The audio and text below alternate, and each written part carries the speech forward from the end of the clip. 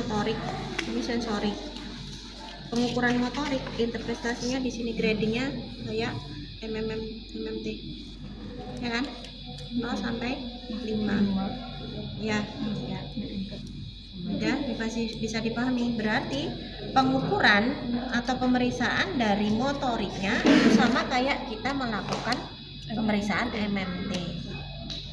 Pamannya yang lumpuh di tangan kanan, berarti cukup kita lakukan pemeriksaan tangan kanan. Ya toh? Mulutnya itu kenapa? Ngajak sih. Dia baru libur satu minggu turun berat badannya udah banyak, tengok. Itu tadi motorik. Jadi kita lakukan pemeriksaan motoriknya sesuai dengan dermatomnya. Ini kan tangan dermatomnya berarti apa aja? Palmar, C6, torakal 1, cervikal 5, bisa sampai kepada torakal 2. Ini berarti C6. Sini ya, 1, kemudian torakal, atau boleh ini sebenarnya satu kesatuan, paling gampang. Berarti kayak skalitas. Yes. Jadi skalitas ini. Betul, peregio jadinya. Jari, kemudian wrist, kemudian elbow, baru ke shoulder. Karena nanti dalam penulisan kan MMT itu pemeriksaan dan pengukuran. Yang namanya pemeriksaan itu hanya melakukan skill. Kalau pengukuran ada hasilnya, ada interpretasinya, ada nilainya. Jadi dalam pengukuran MMT apa tadi ya, motoriknya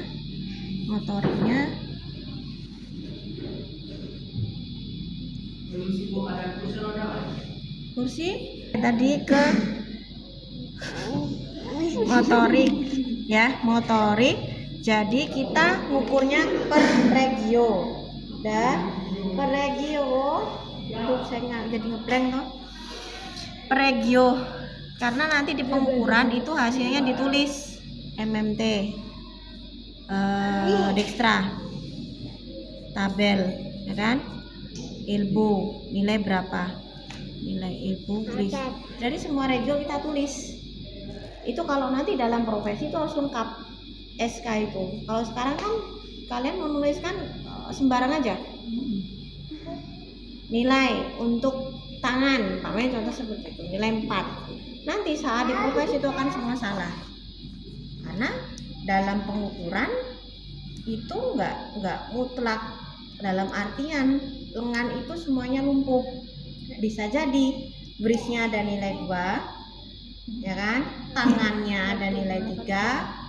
Jadi ada beda-beda, atau malah semuanya nilainya sama. Jadi memang kita harus teliti dalam pengukuran. Jadi harus regio atau sesuai dengan dermatomnya ini disesuaikan gitu. Jadi kalian jangan lihat ribetnya ini ya. Ini kan kalau dilihat ribet banget ya. Dalam artian sebenarnya kita hanya perlu di sini aja. Masker, function grading, sensory grading, sama nanti penilainya di sini, interpretasinya. Jadi Asia itu kalau ditanya nilai Asianya berapa? Ya ini jawabannya. A kah, B kah, C kah, D kah, atau E? A, komplit. Komplit itu berarti secara sensori sama motorik bermasalah. Ya, bermasalah. Tapi kalau B itu yang bermasalah hanya sensorik, motoriknya bagus. Berarti kategorinya masuk ke B. Kalau dia masuk C, berarti yang bermasalah hanya motorik, sensoriknya bagus, tajam tumpul bagus, kasar ini dalam proyek bagus. Motorik yang bermasalah nilainya 2, berarti masuknya ke C. Dengan catatan di sini kurang dari 3. Motoriknya kurang dari. Sedangkan D-nya besar dari 3. Sensoriknya berarti bagus.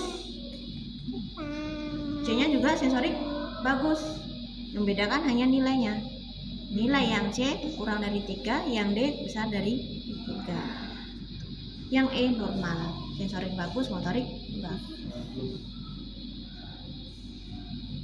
Jadi teman-teman nggak perlu yang ribet melihat dari gambar ini ya, interpretasinya hanya seperti ini. Nih, sensorik reading. Absen itu sama sekali tidak ada. Tajam tumbul nggak kerasa, panas dingin nggak kerasa, digelitik-gelitik nggak kerasa, dicubit nggak kerasa. Nilai 1 ada sedikit, bersensitivitas normal, non testable. Iya. Jadi nggak perlu kita lihat juga yang ini movement dan seterusnya. Nggak, karena kesimpulannya di sini. Dari Mami? Ada pertanyaan? Kalau yang ini